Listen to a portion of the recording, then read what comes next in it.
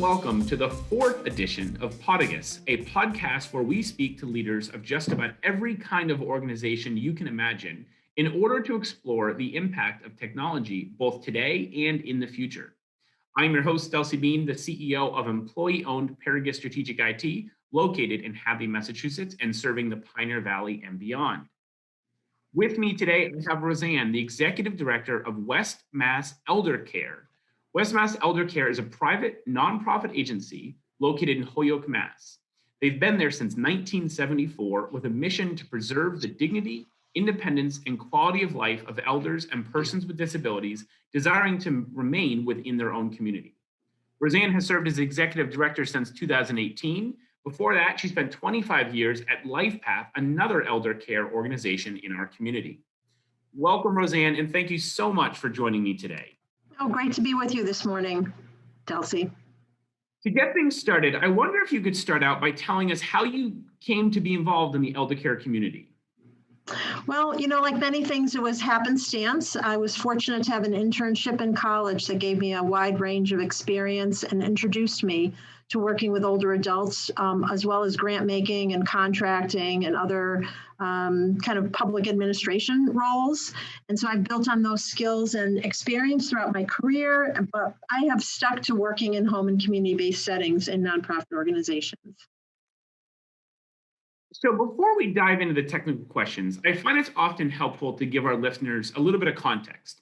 When it comes to technology, how savvy would you describe yourself to be? Well, certainly I'm not a technology native, as some of our staff are. When I began my work life, client-based and administrative work was paper-driven. Technology and electronic health records came along the way, and with the bumps and the changes and the improvements, certainly. I use technology for work and in my personal life, but I'm not an expert by any means. As an organizational leader, it's important to have your team and partners be experts in technology and how it applies to our work. It gives staff the tools they need to work efficiently. And it's really important because I'm not the expert. And, I've sat in many technology-based meetings or purchasing decisions or implementation sessions. So it's really important to have go-tos to problem solve. Internal support is essential, but I think it's not quite enough, but it's really important to have some internal support. So, because so many platforms are technology-based. And so, that's where we have to have that support for our phones, our copiers, our business portals, our records, applications now to support digital documents. But I would say that, that list keeps going on, but a combination of internal support and an external technology partner is common. And that's what I depend on as a leader and as a user, also as a decision maker. So, technology is great when it's working, and it's working for you, for all of us, right? Because you get calls with the headaches, and people that can't use it are having headaches, and they look to their leadership to say, we need it fixed. So you've already started kind of alluding to this a little bit, but WestMass ElderCare has been around since 1974. You've been in the industry for almost 30 years. I have to imagine that during that time, you have seen a lot of change. So can you tell us about what changes you've seen that were driven by technology and how that change has impacted the community? Sure, love to. It's been a journey, and our work is primarily conducted in the homes of older adults, people with disabilities, and our work with family and caregivers. So that is not, by definition, technology. It doesn't necessitate technology, but certainly, we use our phones and devices to be in touch with people. But we assess their care needs and supports to make a plan to help them be at home. So technology, as I said, was really not part of the picture years ago, but now everything is completed on laptops, documented in consumer records, and tracked that way for ease of access and so forth. More and more data Data transfer and files are sent electronically, and moving away from paper is an ongoing project. You know, it hasn't gone completely out the window. We are getting there, but there's always more work to do to work smarter, improve efficiency in our workflows, and you know, I would say over the last 15 years or so to remain increasingly compliant with security and with HIPAA. Technology requires more resources, training, and vigilance to protect against phishing and data breaches and all the rest of it. So technology year over year has been integrated into our business and continues to be so. That makes perfect sense. And so as you look towards the future, what technologies do you think will impact you, both your organization as well as the elder care community as a whole over the next, let's say, 3 to 5 years? Yeah, that's a great question. I think there's been, you know, a lot of, I would say, amplified and escalated discussion about that in the last year or so, particularly not when we look internally, but we look externally to how we reach people and how we connect with people. Telehealth, certainly. You know, I was on a call yesterday around telehealth training. So I think we all were perhaps propelled into telehealth a little more quickly and by the seat of our pants. But now I think it's a time to reflect and get better at it. Video communication, smartphones, and how people want to be reached even for routine things.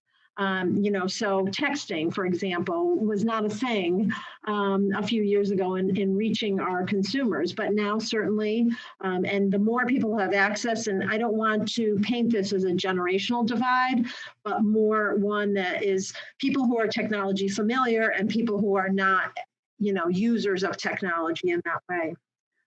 Internally, I would say bi-directional work with our partners, you know, whether they're healthcare partners or colleagues, to save on calls and emails and the verification of information using secure platforms.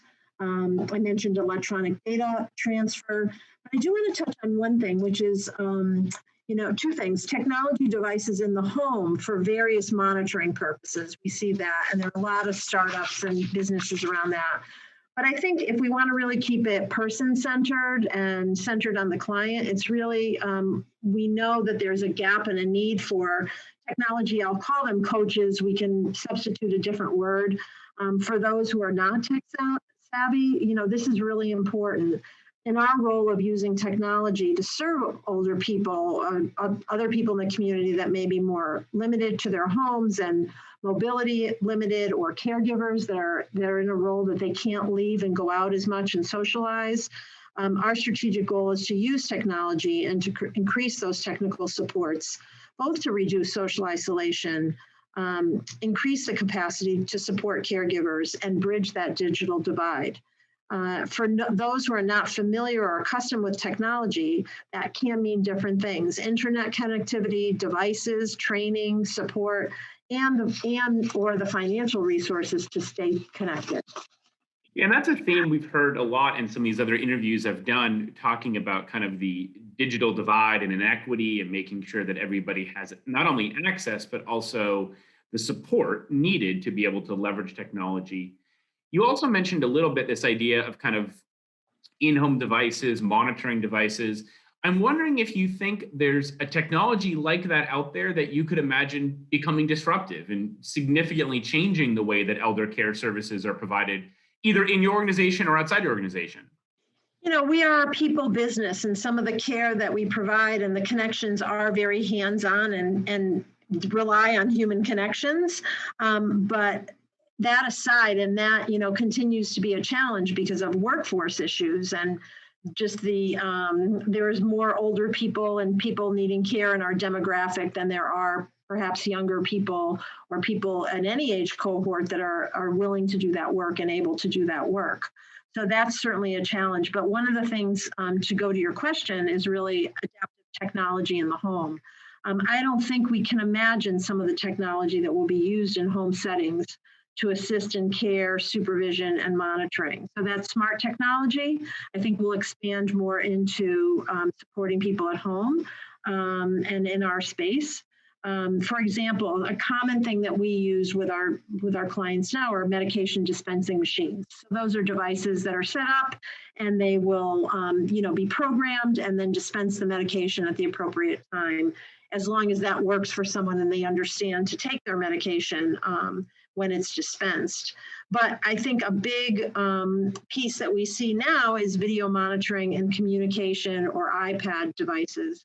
I was talking with someone who was referencing his experience with his mom and his siblings, who said, my mom is not going to use technology. So they did find a device that is basically a monitor that she doesn't have to do anything, but they click in and can communicate with her both by, voice and by video.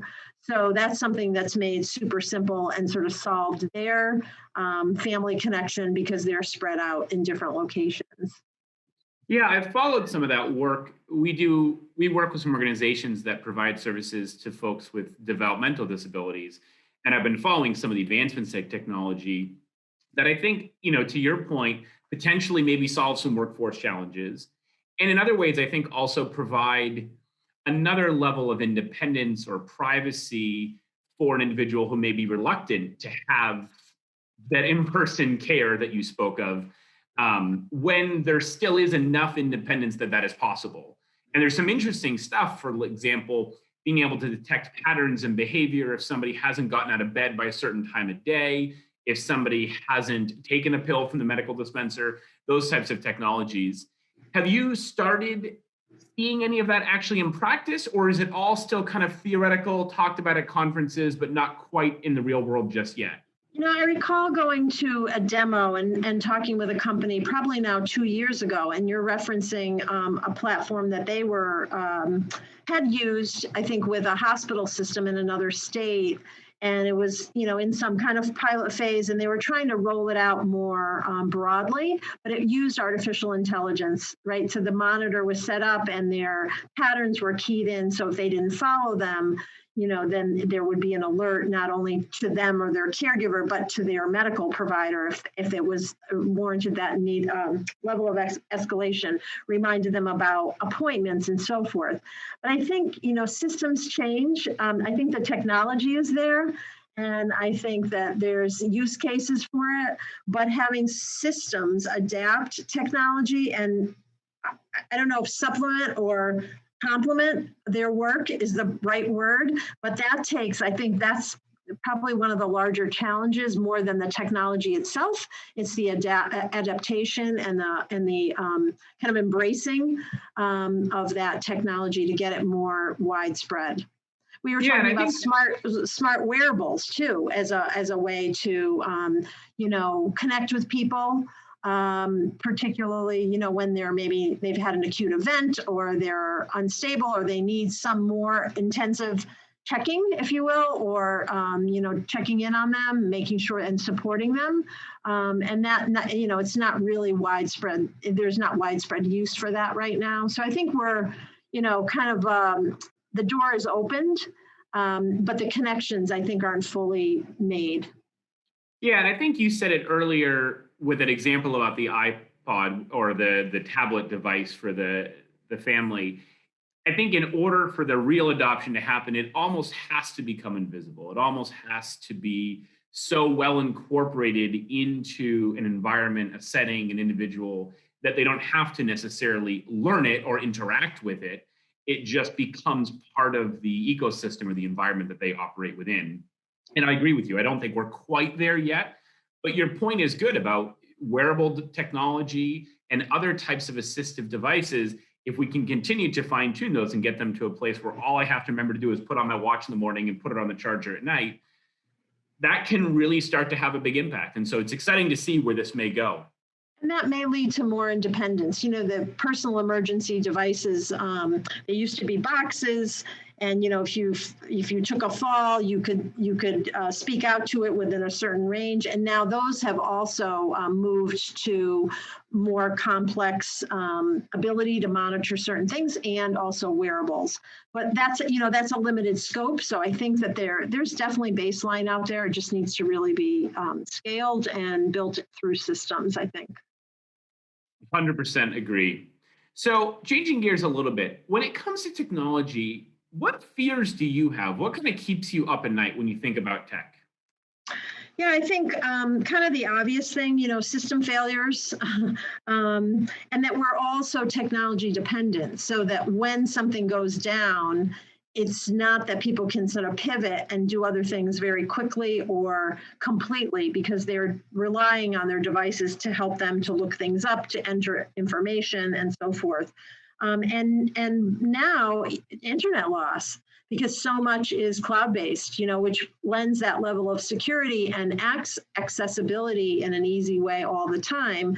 But if that goes down, then having that failover is really important. And then lastly, I think the big unknown for all of us every day is that security breaches and what can happen unknowingly, by mistake, or with malintent from some outside party, and you become making sure that your systems are as secure as possible. And I'd say lastly, while it's not a fear per se, implementing technology is more than purchasing something, implementing and onboarding users. That many applications are powerful, but it takes identifying the staff who can really be your power users and giving them the training and support so that you are not only saying, oh, we've got this great software or device or whatever it is, but that you're really using it over time to its full extent, and using it sort of to make your business run better and make your staff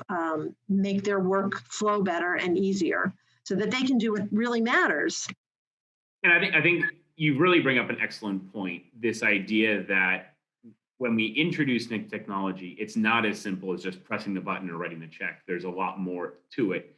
And it's amazing how much technology adaptation implementation fails simply because there wasn't that right level of support. There wasn't that right level of implementation. And so the technology might have been the right product, but the right product poorly implemented, poorly trained, poorly adopted just fails. And I think you brought this up earlier, this idea of kind of technology coaches or people to help bring people along. And I think that can apply both to the workforce as well as the elder care community, and making sure that kind of all stakeholders are being brought up along as we implement technology, because the tech is moving quickly. We don't move as quickly, unfortunately, and that support is needed. Right, and there's an element of translation between the technology experts that provide those great tools and the inside, which is the users, and having that bridge of, okay, you're giving us this or we purchased this, but then how is it going to translate into our day-to-day? And that, I think, is where, there's a special expertise there. Yeah, and I think that also brings up another good point, which is avoiding the idea of tech for tech's sake. There's a million tools out there. There's a million gadgets and widgets and wadgets we can buy. But rather than going out and looking for the latest and greatest, looking at the organization and saying, where can we get better? What tool do we need to solve a problem we have? And I find that when you approach it from that perspective, you tend to get better adoption because it is viewed as a solution to a problem, not another problem that I now need to understand and learn about. Exactly. Yeah, agreed. Has either of the organizations you've worked at ever suffered a major unplanned outage or cyber event? I would say no, thankfully. And, I think that we've all learned and paid more attention over time, and in talking with colleagues and understanding examples. And certainly, things happen, things get lost, laptops get misplaced. That can happen with paper as well. But having a major outage, or event, I would say no, thankfully, knock on wood all around. But I think it's led us to also implement procedures and processes, not only our financial audits, but IT audits that go on so that you're staying on track, staff training so that they know when an email is suspicious, so to speak, or at least they are scratching and saying, should I open this, because we're all at risk. And then having those backups and failovers, having contingency planning, and then a little bit of luck. As we often talk about technology, we're usually talking about it from this lens of making things better. Have you ever found a situation where the technology seemed to actually make things worse? Well, I think probably a double-edged sword, but the last year has pointed out, how technology's made it better. Unexpectedly, we all, we're working remotely.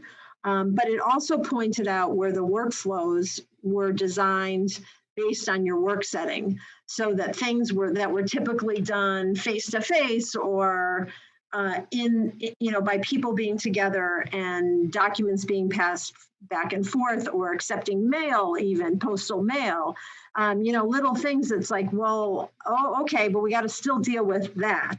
And so as things change rapidly, our workflows did not always align. So I think that pointed out where, we had technology making it better, but then it was sort of broken or bent a little bit over here because the rest of the processes didn't align. So I think that just made us much more aware of the constant need to review and train and use technology to its full extent. And that's a challenge.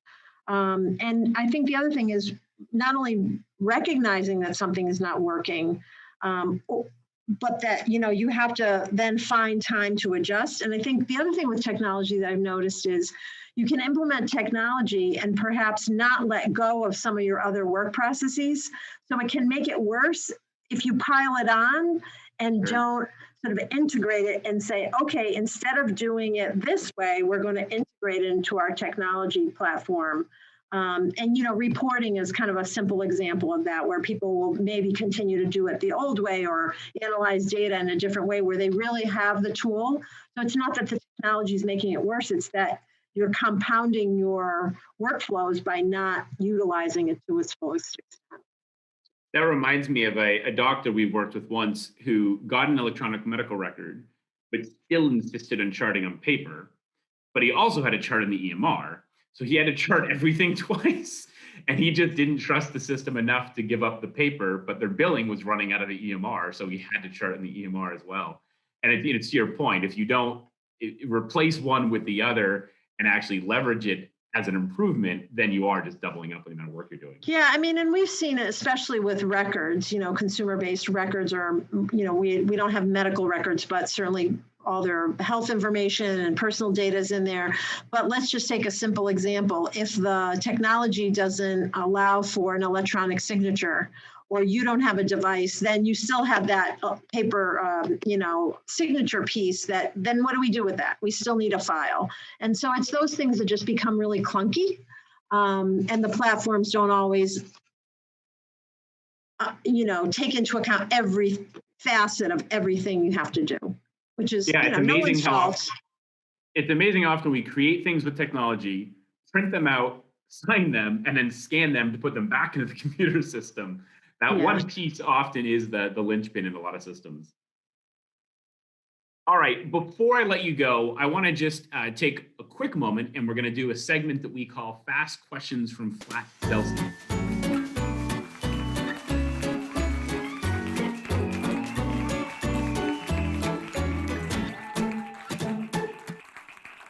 Thank you, Delcy, and good morning. In just a moment, Roseann, I'm going to read you a series of choices, and your job is just to answer as quickly as possible. You ready to go? Okay. Tacos or burritos? Burritos. Cats or dogs? Dogs. Star Wars or Star Trek? Star Trek. Gold or silver? Gold. Candy or popcorn? Popcorn. Netflix or cable? Netflix. iPhone or Android? iPhone. Eggs or pancakes? Eggs. And Vermont or New Hampshire? New Hampshire.